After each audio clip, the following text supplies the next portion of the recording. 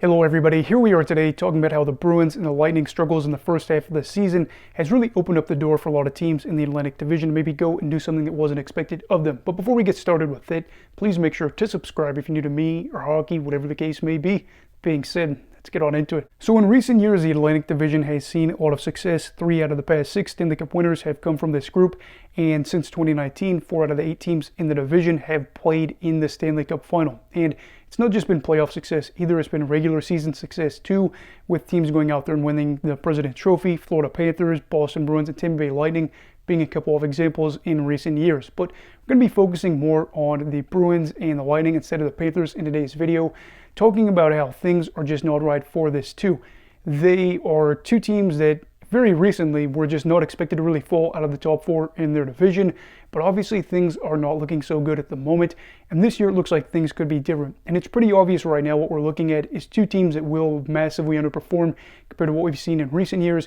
Boston is on pace for 86 points this season. Tampa Bay, meanwhile, is on pace for 95 points. A little regression for them, but still not meeting those expectations from even a couple of years ago, and things are looking bad for them. I'd say for the Lightning, it's not as big of a deal. Yes, they did just have a 4-game losing streak, but they were able to snap that against the Carolina Hurricanes.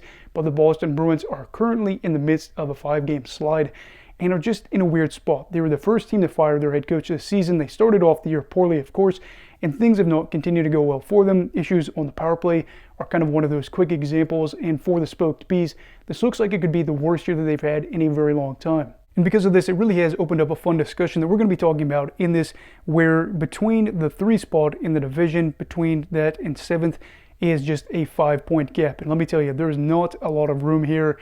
You see the Bruins that are 3rd in the Atlantic currently, but they have played more games than everybody else. And this is where the object in the mirror is closer than it appears, certainly for the Bruins, as you have the team like the Ottawa Senators, who are in the midst of a 3-game skid, but they recently were able to prove that they could go on a little bit of a run to get into a playoff spot. A team like the Montreal Canadiens has 8 wins over its past 10 games, and then a team like the Detroit Red Wings, who recently fired their head coach, but now have won 5 games in a row. And for a side like Detroit, I think this really is impressive because I thought that they were definitely out of the running. But of course, too, the Atlantic is just all over the place for the moment, which is so exciting because for a long time now, there's basically been 2 to 3, maybe 4 teams that you really had a good idea about who's going to go out there and win it, or at least compete for the top 3 spots.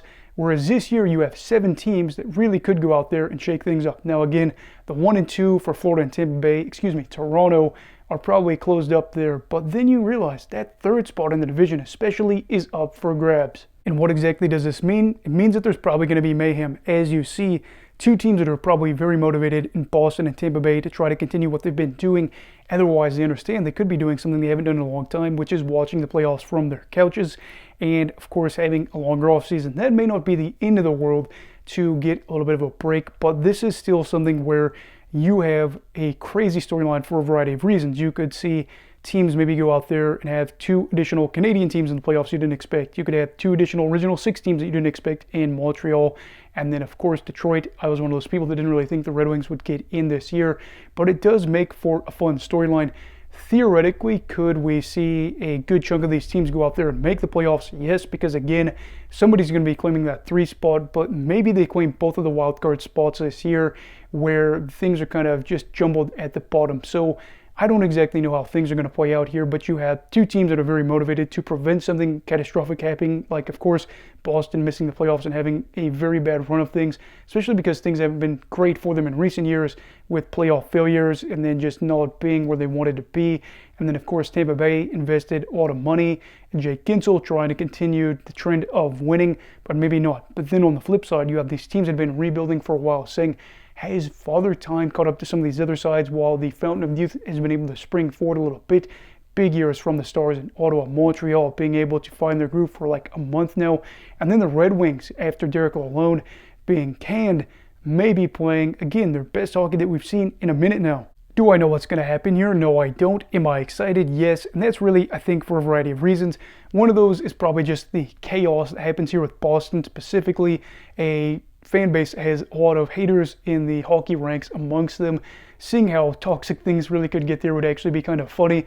But at the end of the day, possibly seeing some teams rally back and being able to, again, establish the order or the norm we've seen for a while now, or just seeing some of these new sides say we're here, maybe we're here to stay, and maybe we're going to get in a nice, soft, cushy spot in the top 4 of the division, and we're going to make you realize what it's like to be a bottom feeder in the Atlantic. I don't really know, but I am saying that for the final half of this season, things really could be exciting here. So why did I talk about this specifically? I think it's because you have so many teams that are competing for a playoff spot right now, maybe even going out there and clinching the 3 spot in the division when they didn't expect to. There's just so many things you could talk about for this division, whereas a lot of other divisions you couldn't.